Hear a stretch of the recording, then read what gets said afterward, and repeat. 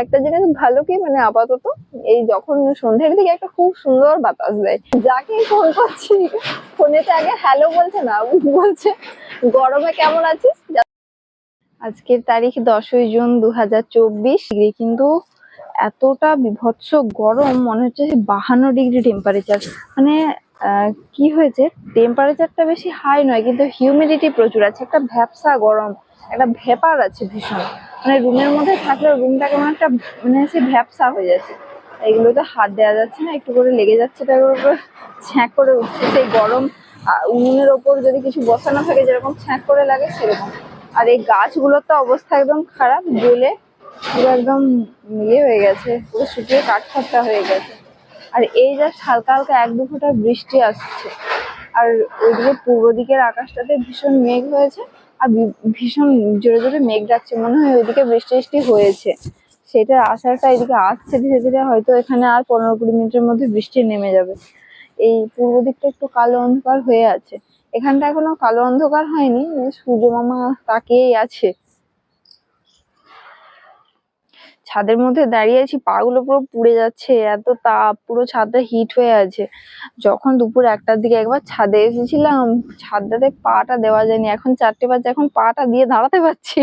আর 1টার সময় যখন এসেছি পা দিয়ে দাঁড়ানো যায়নি, এত গরম ছিল, পুরো একদম চারদিক ঝলসে যাচ্ছে গরমেতে। মানে এপ্রিলের গরমটা আলাদা রকম ছিল, তখন ঘাম হতো, একটা ভীষণ হিটটাই বেশি ছিল, টেম্পারেচারটাই বেশি ছিল। আর এখন টেম্পারেচার বেশি নয় কিন্তু সেই হিউমিডিটিটা বেশি, কেমন একটা প্যাচ প্যাচে ভ্যাপসা গরম। এটা এটা বেশি অসহ্যকর। এপ্রিলের গরমটা অতটা অসহ্যকর ছিল না, তবে আজকে বৃষ্টিটা হলে বেশ একটু ভালো হয়। গরমেতে বেশ কষ্ট হচ্ছে।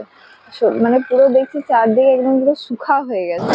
শুধু বাঁকুড়া জেলা বলে নয়, সব জায়গাতে এই গরমটা, ভ্যাপসা গরমটা। তো একটা মজার বিষয়, যাকেই ফোন করছি ফোনেতে আগে হ্যালো বলছে না, বলছে গরমে কেমন আছিস। যাদের সাথে একটু মোটামুটি নর্মাল সম্পর্ক, আর যাদের সাথে একটু বেশি ফ্রেন্ডলি ফ্র্যাঙ্কলি সম্পর্ক, তারা আবার বলছে ঠান্ডায় কেমন আছিস। মানে এতটা টেম্পারেচার পুরো, মানে সব জেলা জুড়ে, শুধু বাঁকুড়া বলে নয়।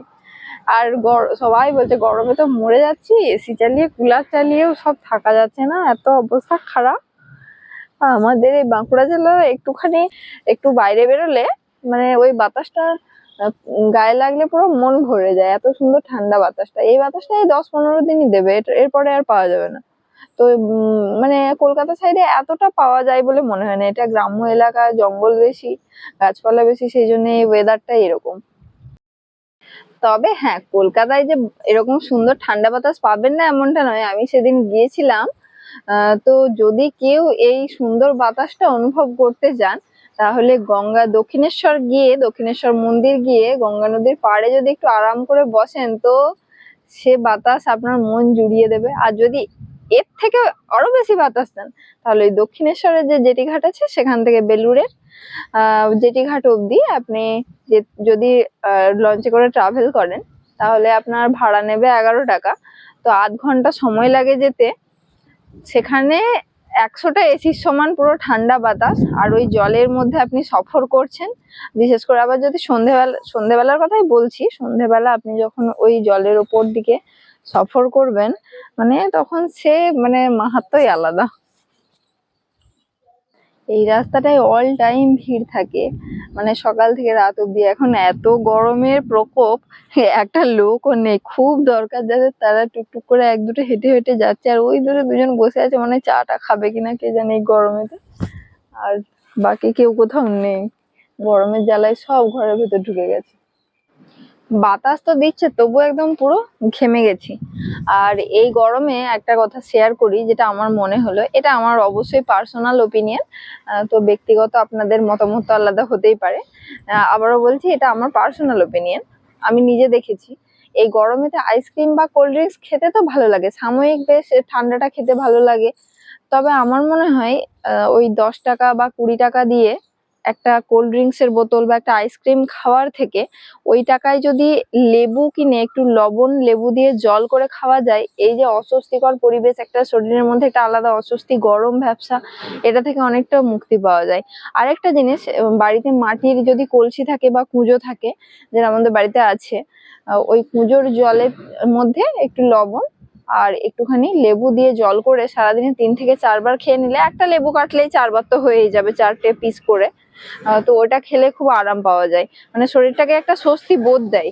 আর ওই যদি কেউ ভাবেন যে ফ্রিজ আছে বাড়িতে, তাহলে ফ্রিজের জল খেয়ে নেবো, ওটাতে বেশি ক্ষতি করে। সাময়িক আরাম তো পাওয়া যায়, শরীরটা বেশ একটু ঠান্ডা লাগে, ভালো লাগে, স্বস্তি বোধ হয়, কিন্তু তারপরে ওই ঠান্ডা লাগা, গলায় ব্যথা, মুখে ঘা, নানা রকমের ব্যাপার স্যাপার চলে আসে। আর তারপরে কোল্ড ড্রিঙ্কস আইসক্রিমের কথা তো বাদই দিই, ওগুলো শুধুমাত্র মানে পেটের আপদ ছাড়া আর কিছু নয়। তবে হ্যাঁ, অনেকে খান সেটা জানি, তো এটা আমার পার্সোনাল ওপিনিয়ন শেয়ার করলাম। এটা আপনাদের নিজেদের মানে নিজেদের সিদ্ধান্ত, আপনারা কি খাবেন কি না খাবেন। এই যে একটা গাড়ি যাচ্ছে, ওদের মনে হয় খুব দায়ে পড়েছে, তাই বাইরে বেরিয়েছে। যাদের না দায়ে পড়বে, গরমে আর কেউ বেরোবো বলে মনে হয় না।